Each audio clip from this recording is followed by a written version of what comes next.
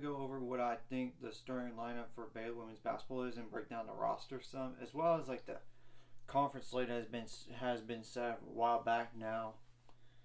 Well, first of all, my start I would assume when healthy, Sarah Andrews would start. I know she has like little casting on her wrist right now, but when healthy, she would be a starter. Jamie Asbury.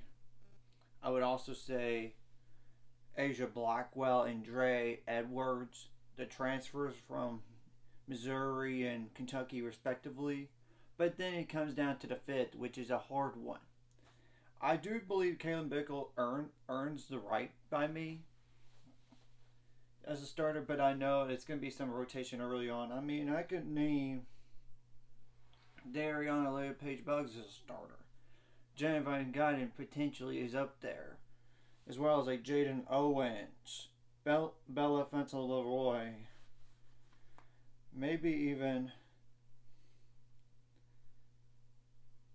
what's I don't know about Kyle Abraham as a starter yet, but I would also say Erica Porter is a maybe. So they don't have the problem in terms of depth. They have enough depth on the team this year with a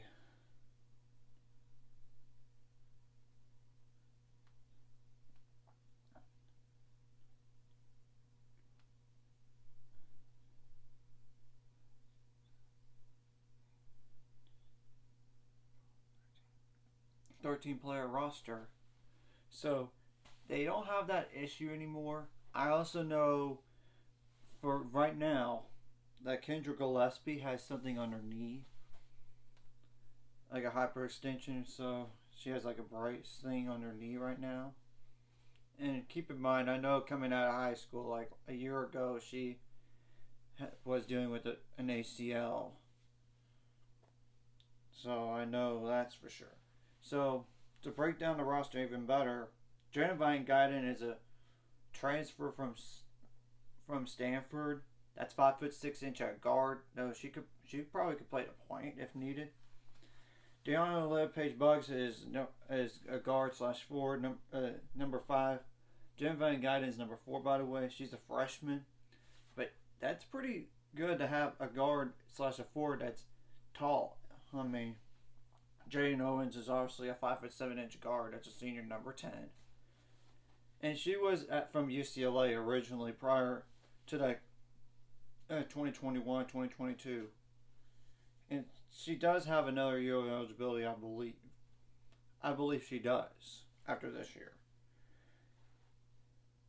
Kyle Abraham is number 12, post slash 4, 6'3", freshman. Erica Porter, she's a transfer from Illinois, by the way, number 20, 6 foot at forward. That's a junior.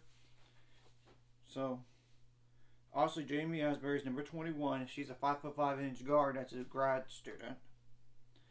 Bella Fenton Leroy is a guard that's 6 foot tall. That's a freshman. That's number 22. Sarah Andrews is number 24, 5'6" guard. That's a junior. Kendra Gillespie, number 25, is a forward. That's 6'1". That's a sophomore.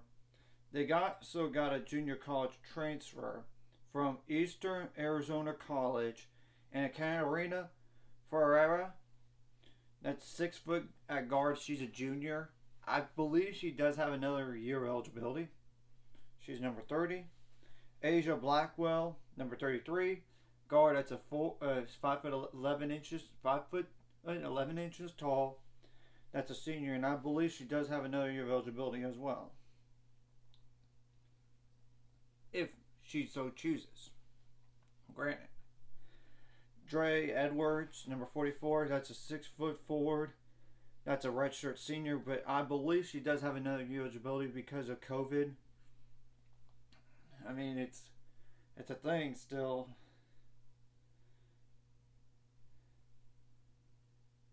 I think she does, but I'm not.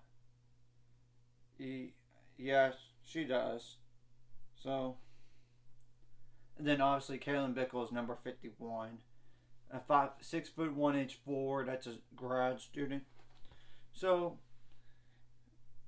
they have some experience and mixed in with some new faces. But I mean, there's a lot of new faces. I mean,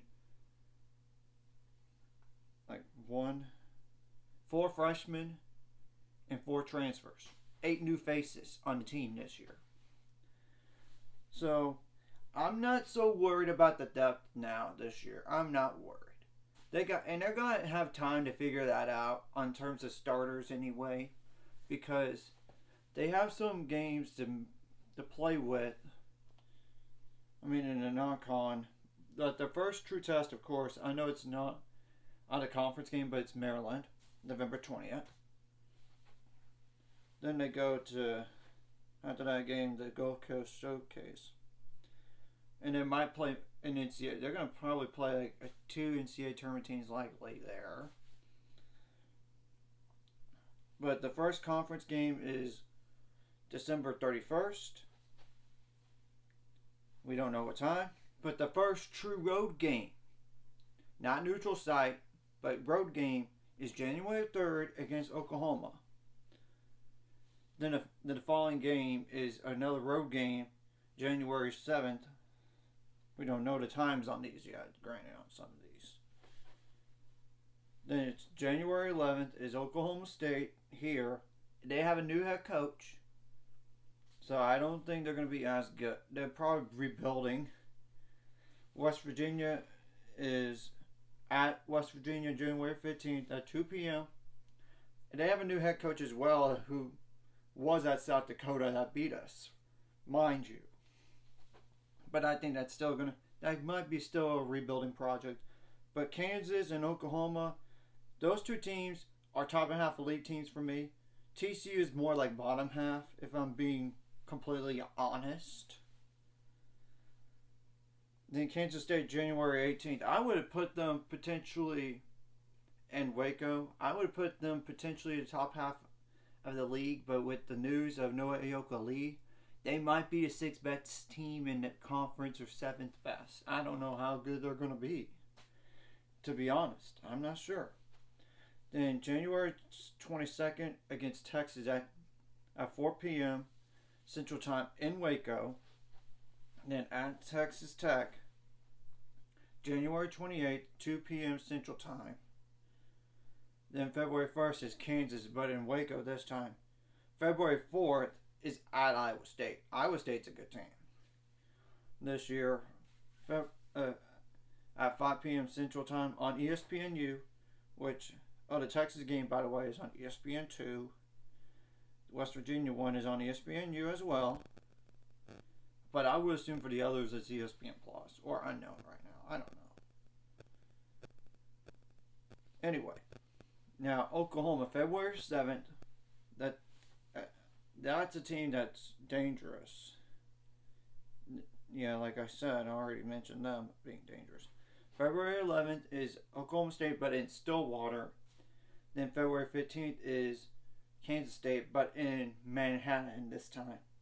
February 18th is Iowa State, but it's in Waco. February 22nd against TCU, 6:30 p.m. Central Time.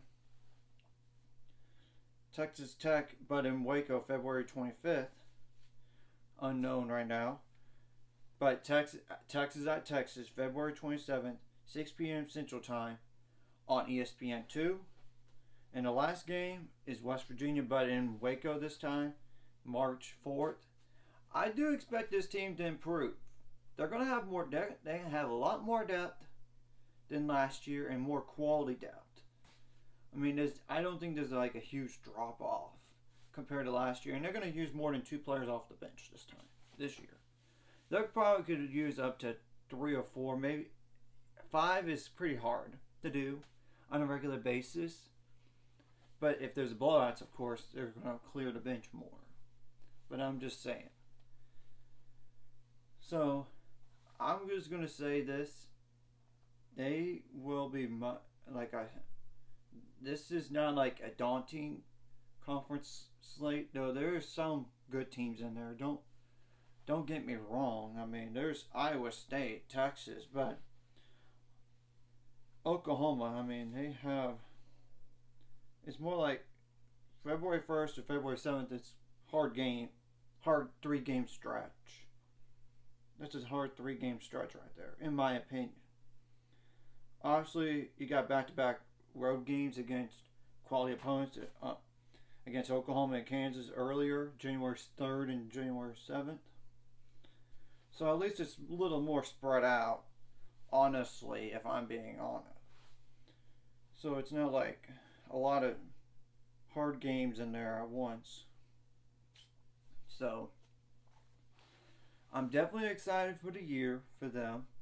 And I have no doubt they're going to figure out their starting lineup, because they got players this year, unlike last year, with only 9 players eventually down at the end of the year, which included a walk-on. And it started with 10, and then one entered the transfer portal during the year, remember. Anyways, if you like this content, hit the like and subscribe button. See you guys later. It's going to 400 subscribers and more by the end of this year.